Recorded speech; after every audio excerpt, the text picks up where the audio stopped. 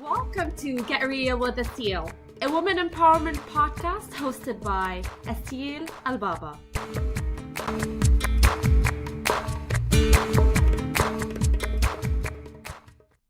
Hello and welcome to another episode of Get Real with Asil. Today is Monday, January 22nd, 2018.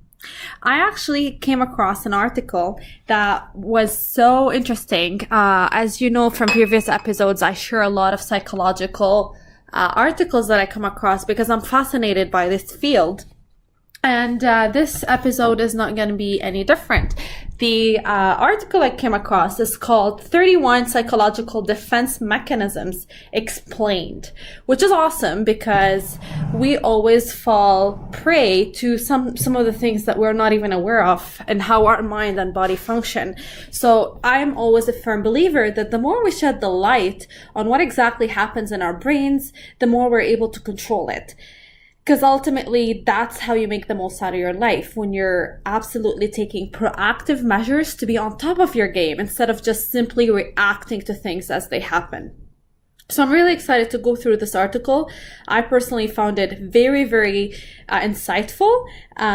It does have 31 psychological terms that we'll go through, but we'll see as far as the time's concerned how much of these we can go through. So without further ado, let's go through the first one. They're actually listed in alphabetical order. So the first one is acceptance. So acceptance, it's explained when you simply just accept a situation that has been causing you anxiety. So you're not happy with how things are going, and you just get to that point where you just give up and accept it for what it is. Now, I don't necessarily see this as a bad thing. It all depends on the situation in hand. All these different terminologies and definitions I'm going to explore with you today, they're very subjective as far as if they're a positive or negative. I think it's very it really varies per person and per situation. But the sake of this podcast is just to shed light on them so that you're aware of these things that are happening sometimes without your awareness. And this way you're able to gain control of the situation and change the outcome if need be. So this is ultimately it. So acceptance is the first one. So for example, the example they gave in the article is somebody may just acknowledge that they have behaved unreasonably towards, let's say, their father, and they just accept the situation for what it is as they grow up. Because ultimately, whatever we inherit from our parents, we are ultimately projecting that into our new relationships and new partners. So, for example, people who are holding grudges against their parents may subconsciously bring out these grudges onto their partners and new relationships in their life, and they just get to a point where they just have to accept reality for what it is, so that they're not constantly in that vicious cycle. The other term explored here is acting out. So acting out simply means when, I'm sure you've been in a situation where you yourself did something that reminds you of a child, or you're dealing with a friend or a partner that acted out, and you're like, what's wrong with you? Like, you're being such a kid. There's always that child ego in us, and sometimes it acts out when it's feeling attacked or vulnerable. So that's, for example, when you're driving and you just start cursing, you're just acting out, you're blowing things out of proportion, and that's simply because you're starting to feel vulnerable or attacked. So that's another terminology here. The third one is called, bear with me here as I flip through the pages. The third one is anticipation. So anticipation is pretty much potentially like anticipating a potentially stressful event, even if if the event hasn't occurred yet, just anticipating that it will occur. And the danger of that specific defense mechanism is that you're living in the moment of what's worrying you without these events taking place, and the chances of them taking place are slim to begin with. So pretty much you're mentally preparing for the worst, even though it's not really happening yet. So it might involve you rehearsing the outcome. It might involve you rehearsing your reactions, or rehearsing conversations, or rehearsing fights even. This is really what happens when you're anticipating something, and that's very common. I see it a lot. Sometimes I do this myself. Sometimes it's friends that I know that in them, and I always, whenever I come across a friend who's doing that specific behavior, I point it out to them, because it's no point, and absolutely no point, to waste your energy and time preparing for something that's not happened. It's good to be equipped with, understanding that, life will always bring you unforeseen circumstances, and always to be ready for it. But to just sit there and wonder what these things could happen, you're just gonna go crazy doing that. And a lot of people live in worry and pretty much jail themselves in that cell for reasons beyond control. So it's good to be aware of it. Then we have altruism. I'm not sure if I'm pronouncing it right. Altruism. Okay. Considering that I'm pronouncing it right, it's the act of goodwill towards another person, like altruistic behavior, but it's really just being used to diffuse an action situation. So you're doing a good gesture towards somebody, but that's a form of you diffusing a situation that would have been otherwise very uncomfortable. So the act of doing good is not just from a well-intentioned place here. It's simply to avoid something drastically wrong. And sometimes, for example, the way it could be used in a defense mechanism is by being particularly helpful to a person who we feel might dislike us, for example, simply so that we can gain their liking. So we're not really just being honest about it. We're simply trying to gain their approval. For example, that's just an example to put things in perspective here. Then we have avoidance. That's a huge one. I'm pretty sure we all do it, subconsciously as well. And that's really when we have a situation that's creating anxiety, we simply just want to avoid it. We pretend that it doesn't exist. We're in denial. We neglect it. We just go on in our life thinking that, it's not even there. So it really is a very short-term option though, because there's only so much you can avoid the existence of a problem, especially if it's a big problem that you have to deal with. There's only so much time that you can spend pretending that that problem does not exist. However, it's a very common defense mechanism, and it's important to recognize it when you're doing it, or when people around you that you care about are doing it, so that you can point it to their attention. Then we have conversion. Conversion is another defense mechanism where the anxiety caused by repressed impulses and feelings are simply converted into physical complaints, such as maybe a cough, or you're feeling cold, or you have a headache. So this is really when your psychological stress is converted into a physical stress. And that is so common, because I've been very much interested between the link of our psychological and biological health, and how they're very, very intertwined. So a lot of people who study, let's say, Western medicine are now integrating holistic and Eastern medicine techniques with it, because they understand the huge correlation and interconnectedness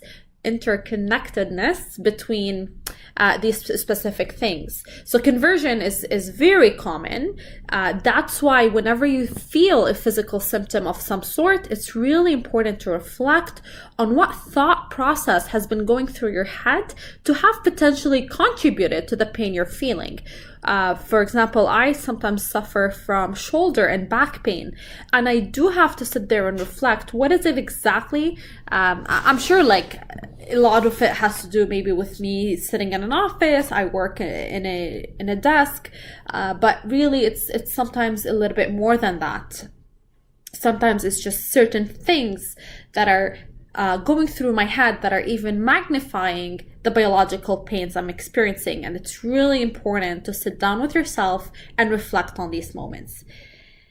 Then we have denial. Denial is very common. It explains itself. It's really just it's similar to avoidance. You're really denying the situation. You're denying that there's certain problems that are happening in your life, and you're just living it as if the problem does not exist. So this one is very interesting. It's called displacement. So displacement actually occurs when a person represses their affection or fear or even impulses that they may feel towards another person. Because, for example, when you accept that it's irrational or maybe even socially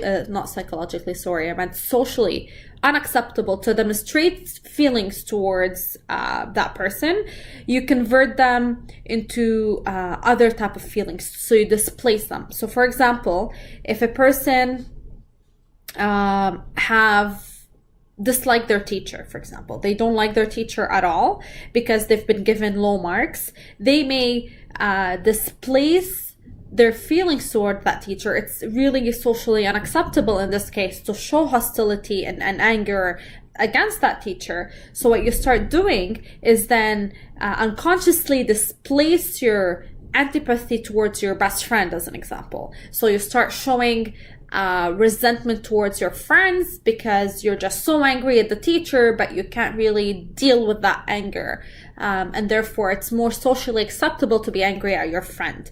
But that's really just one aspect of it.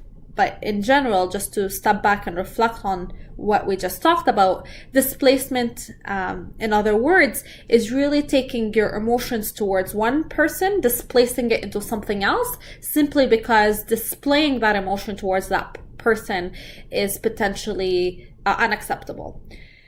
So in other words, one thing I can talk about, because the first example I discussed was displacing hostility, but it could also be displacing affection. So you may be very affectionate, like you're so, let's say, attracted to a person who's, let's say, married or unavailable. So obviously you feel guilty. You don't want to pursue that relationship because that person is unavailable and it's just morally and socially wrong. So what you start doing is you start trying your best to displace these emotions from that person who's originally attractive to you to something else that may be better acceptable. That's a common situation, I think. So displacement is quite interesting. Then on the list we have, as soon as my list starts working, I'm gonna go through it. All right, come on. Okay, so there we go. Then we have dissociation. So that's when people use it as a defense mechanism to momentarily lose the connection to the world around them. So that's when you're simply disconnecting. You may feel just separated from the outside world, as if it's just you're in a different zone right now. And that really helps when you're trying to remove yourself from the situation. Sometimes it could be positive the way I look at it, because sometimes just removing yourself from the situation, stepping away from the world for a little bit, and if you're doing something positive to calm yourself and collect your thoughts, like meditation or yoga or any mindful type of exercise at that point, that could be a helpful form of dissociation. But if you're really doing it subconsciously and you're simply trying to remove yourself, that is linked to denial or acceptance for that matter, then that would be negative, because you're not mindful about why you're dissociating yourself. So everything done intentionally, I think, could be absolutely, positive. Then we have fantasy. Fantasy is when you really just go through something mundane and stressful, and then all of a sudden you start fantasizing about an outcome to make it easier for you to escape the reality of the situation you're dealing with. So let's say you're dealing with something like debt, and you can't keep up with your bills and you're stressed about it, and every month your debt is just increasing. So fantasy is when you just start, fantasizing about winning the lottery, or fantasizing about what it's like for your debt to just disappear, and you really just escape the anxiety that you're financial situation is causing you by fantasizing about it. That's just an example of how that happens. Then we have humor. Humor is simply considered a mature defense mechanism, actually. And it's really helpful for us to use it to release the stress of whatever situation we're going through. So you're looking for funny environments, you're going to like a stand-up comedy show, or you're watching something funny on YouTube or something like that. That's a way, a defense mechanism that you are seeking to help you deal with stress. And that is a positive thing, actually. So relating to what I was talking about earlier in this episode, not every defense mechanism is a negative one. Some are positive, some are negative, and some are in between, depending on how it's being used. As long as you're aware of them, that's how you can intentionally start using them to then make the situation easier and under control and more efficiently so. Then we have humility. Humility is pretty much involving lowering your expectations and even your view of yourself. So really, it's sometimes when you even sacrifice your own pride and focus on others. So humility enables us actually to understand other people's perspective. And I can see it being a good way of really putting yourself in someone else's shoes. That terminology is very much used in trying to understand the other perspectives of the people involved in the conflict. So, for example, if someone is known to be boasting about their ability, then if they show humility to try to complete a difficult task, then they're gonna start encouraging other people to emphasize with them. Yeah. So humility is another one. Idealization, that is simply something that I do a lot. Idealization is when you're involving in, like, you're just creating something ideal for yourself, whether it's idealizing a person or idealizing a place or a situation. You just start in your mind projecting everything positive into the situation you're dealing with. But sometimes that's really taking it out of context. So the harmful things about idealization is that it could potentially skew how negative a certain situation is, or how negative a certain person is in your life. So I'll give you an example. When you want to, let's say, break up with a person, you're in a relationship, you don't think it's working out, you've given it everything you have, and it's still not working out, and you just want to break up with them.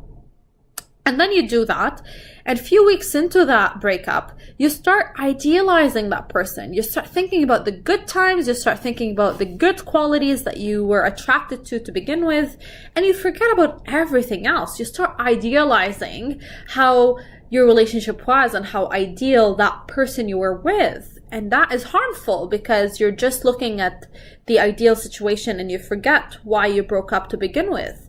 So a lot of people do that. This is just an example of where that particular defense mechanism play. But there's so many different places as well where we can idealize.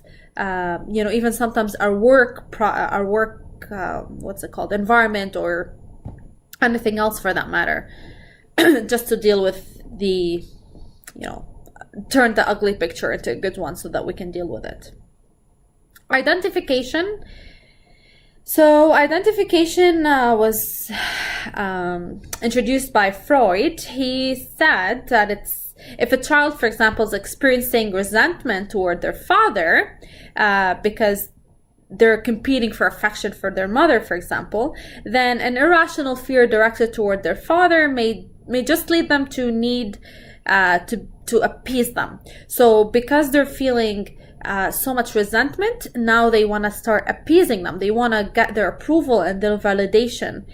So they start really copying their father, copying the way they talk, copying the way they walk, copying the way they behave, so that they really just mirror the other person. So identification, in another word, is really adopting someone else's identity so that you can get closer to them. And this is very common, like I said in the example I gave you, between like a child and their parent, whether it's a boy and his father or a girl and her mother. that's where these particular things start taking place as an example. Intellectualization, that's when a person is attached emotionally to the issue, but they're just tempted to, acknowledge it or consider it or even dissect it on an intellectual term. I personally do this a lot because I try to, when I'm emotional about some things, and trust me, I am an emotional being. I'm a Cancer and I'm a woman, so Cancer women are known to be the most emotional women out there because of our horoscope and our nature of being women, and both intersect, so it's even so much more magnified than any other person, astrologically speaking. But when I'm really emotional about something, I really start to purposely intellectualize it and just bring some logic into the situation so that I'm able to deal with it. Because if I'm so emotional about something, it really becomes difficult to put it in perspective. So I personally view this as something that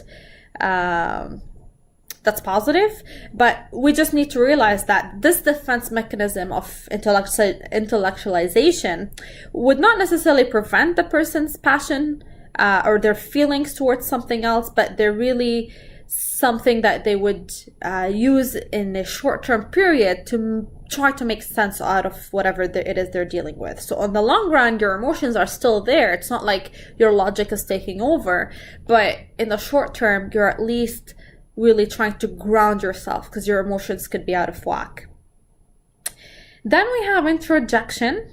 Introjection occurs when a person takes stimuli in their environment and adopt them as their own ideas. So when you just, let's say, you hear somebody criticize you, and then all of a sudden this becomes an internal conversation that you're having with yourself. So for example, let me think of something that could make sense. So for example, if somebody tells you like, why didn't you do this report on time? Like, are you stupid? And then all of a sudden you are interjecting that idea and then internalizing it. And now you're like self-criticizing yourself. Like, oh my God, I'm stupid. I am not good enough. And all of a sudden it's a much bigger conversation happening inside your head that basically magnifies that comment that was said to you to begin with. And actually, just to interject here, ironically, I want to interject the interjection section.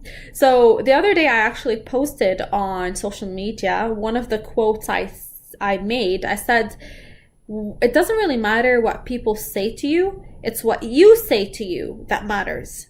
So the conversation that ultimately makes a big impact on yourself is what you say to yourself. So for example, if I come up to you and I say, oh, you're ugly, okay, you may take that and say, oh my God, I'm ugly, what's wrong with me, I'm not good enough, etc., etc., and you're gonna start dwelling on this comment for like months, and sometimes just believe it as being a fact of who you are for the rest of your life. Another person may take that exact comment and say, oh, this person doesn't know me. This person may be mad at me. Or this person may just be saying that because she is mean. It has nothing to do with who I am. So I'm not ugly. I used a bad word. Maybe I should have said stupid because that makes more sense. But anyways, it's the same concept. So whatever people tell you is completely irrelevant. It's what you tell yourself out of that conversation that matters. It's really how you internalize that message that ultimately makes that impact in your life.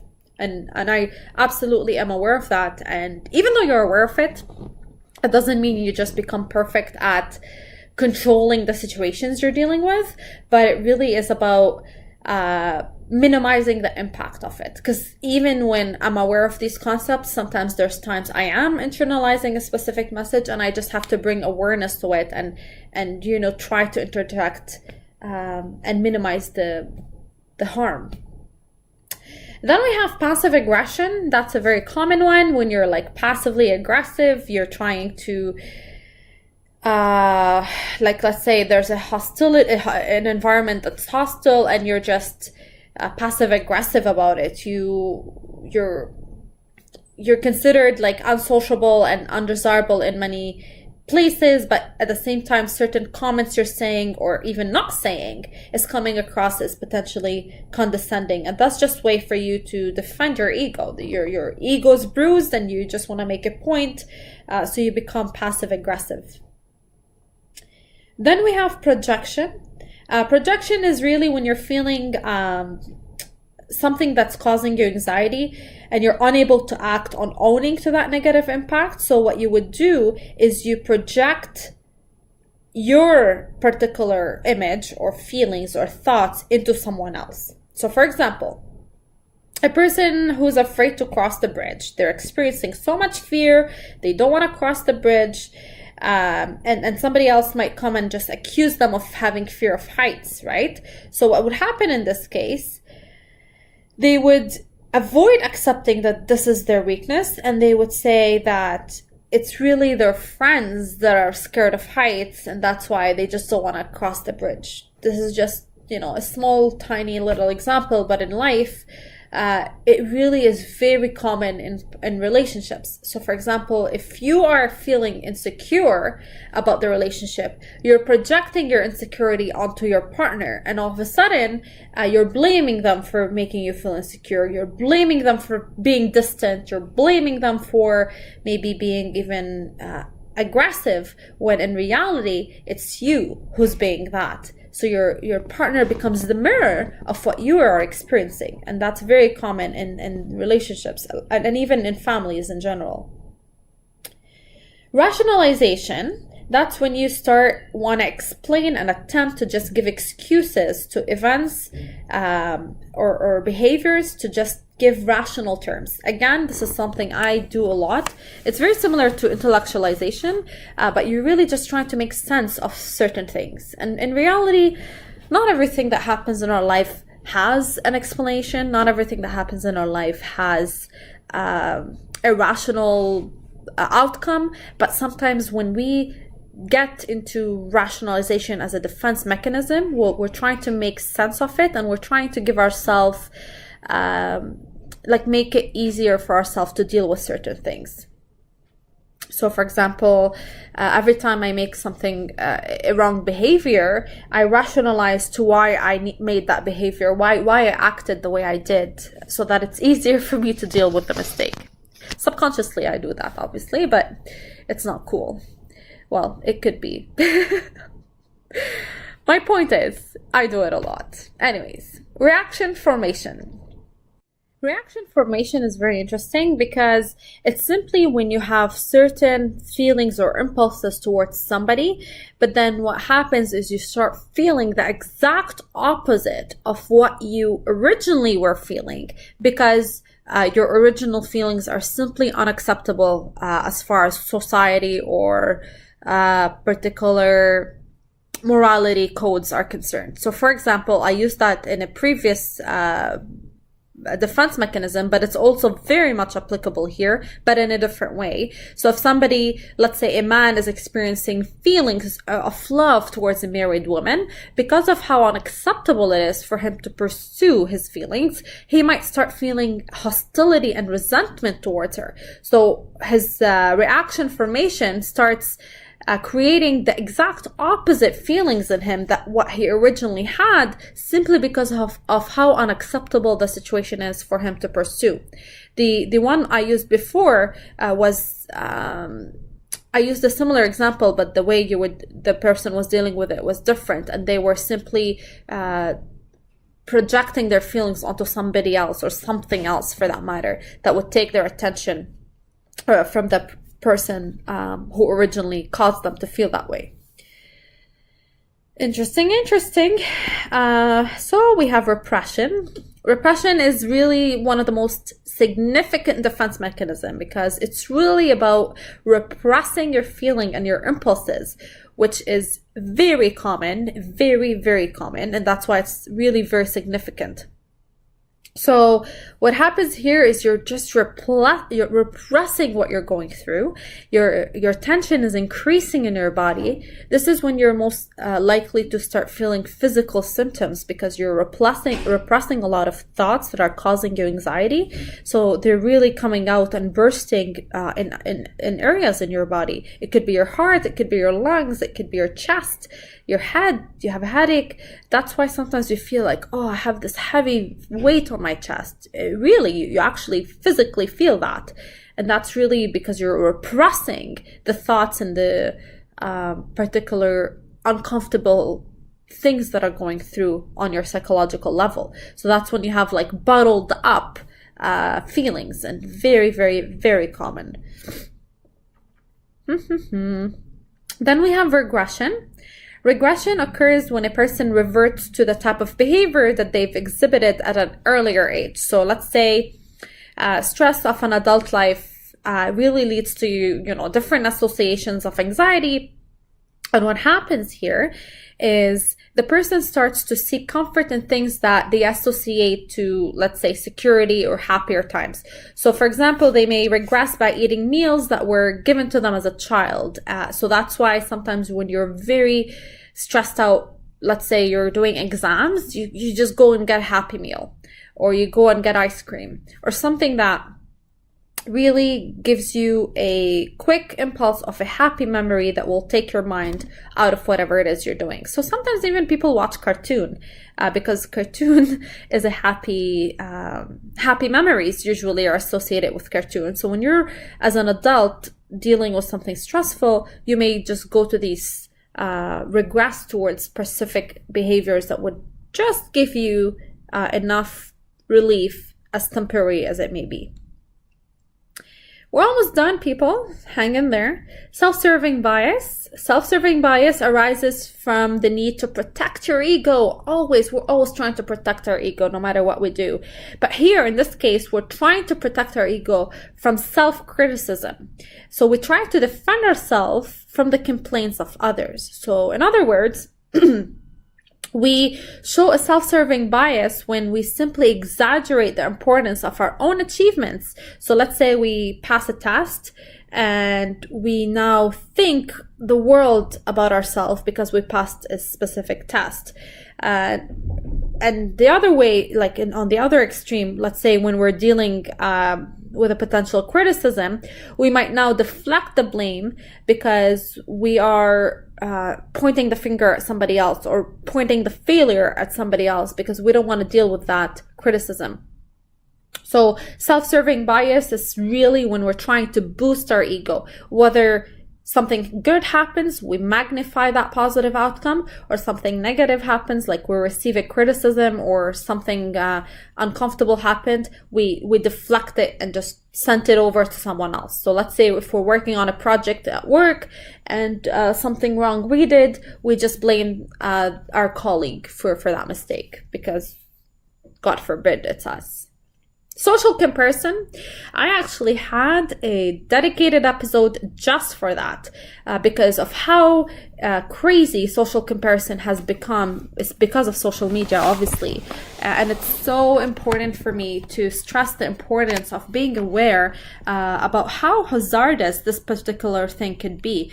When you're comparing yourself to others, you're doomed to fail, honestly, because you're constantly idealizing the people that you're comparing yourself to, especially if you're looking at their social media, because social media is reflecting the happy, good moments of people's life. And if really that is your understanding of what their life must look like, and you're looking at your life and your life is filled with all sorts of emotions, good and bad, then obviously you're not comparing apples to apples. You're thinking that my life is a bunch of crap filled with all sorts of emotions, and look at that person. They're traveling, they're happy, they have the right perfect relationship, they're eating the really nice meals.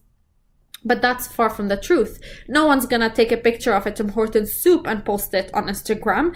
But if you go to a nice, let's say, Italian restaurant and you have a beautiful decorated dish, you might want to share that. That doesn't mean that's what you're eating every day, but that's ultimately what people think. And when they're comparing their life to yours, ultimately there's just all these negative things that are taking place. And I really would like people to start becoming mindful. The only person you should compare yourself to is yourself. Make milestones by yourself, because every single person of us have their own journey, and it's important to be mindful of that. Then we have splitting. Splitting occurs when the ego attempts to reconcile multiple aspects of the rationals, but you're really just trying to understand everything in a black and white. So a person, for example, who experiences this specific defense mechanism, which is called splitting, they may take either or approach. So in other words, it's either this or that. You just want to take away that there could be 50 shades of gray in the middle. You're just concerned about the black and white, and that really helps you deal with eliminating options for yourself, just so that you can get to the solution as fast as you can. So for example, they tend to view ideas as either right or wrong. There's no middle ground. It's either this or that. It's good or bad. It's white or black. And that's splitting for you. I don't know if I ever do that, because honestly, I analyze way too much. So I wish I can use splitting once in a while. It could help, but I don't think that's something I personally do. Sublimination, we're almost done here. We have, I think, 3 or 4 left. Sublimination is considered to be more adaptive defense mechanism. So what happens is, for example, if you have anxieties that are causing you so much pain and just uncomfortable behaviors, instead of you doing something that would be socially unacceptable, you direct it towards something else. So that's very common with people who are artistic, or people who have, let's say, are athletes. So they could be extremely angry and frustrated, or even in pain, and then they convert that. They use sublimation as a way to convert this energy into something else.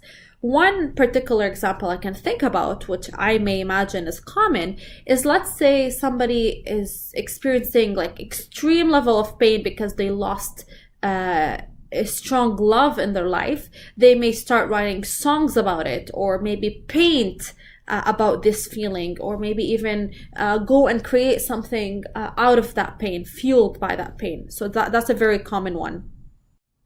Then we have suppression.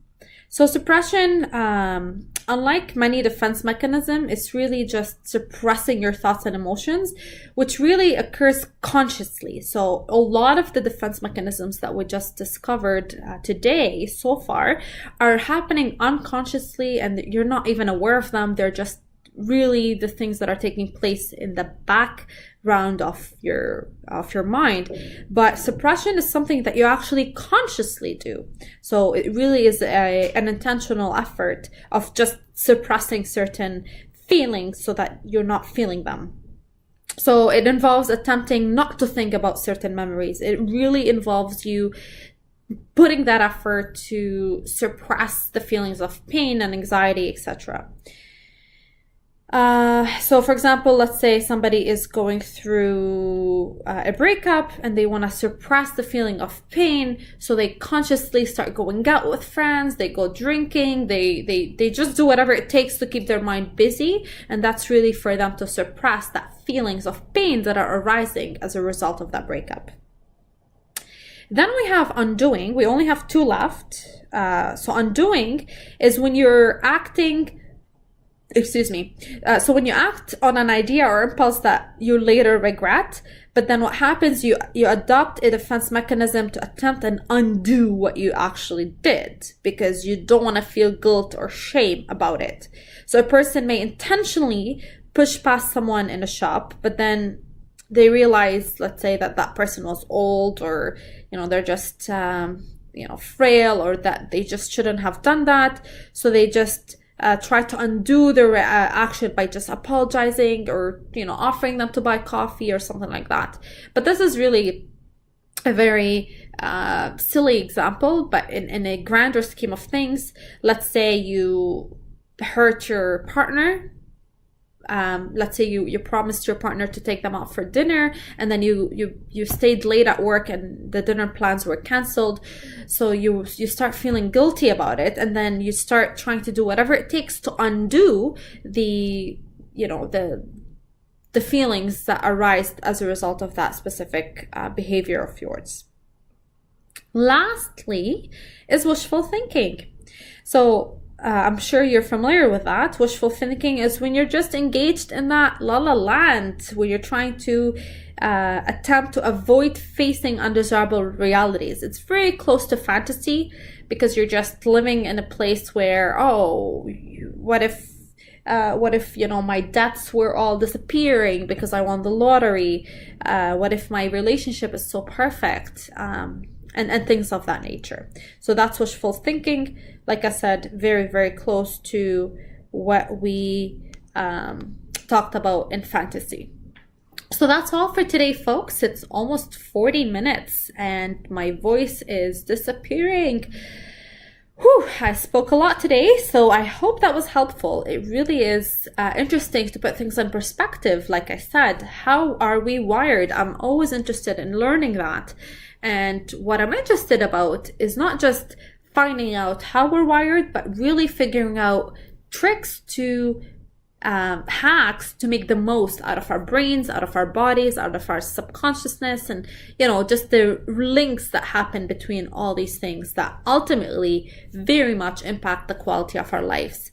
So I hope you enjoyed this episode, and as usual, I look forward to future ones where we can learn, grow, and most importantly, get real together. Take care, everybody.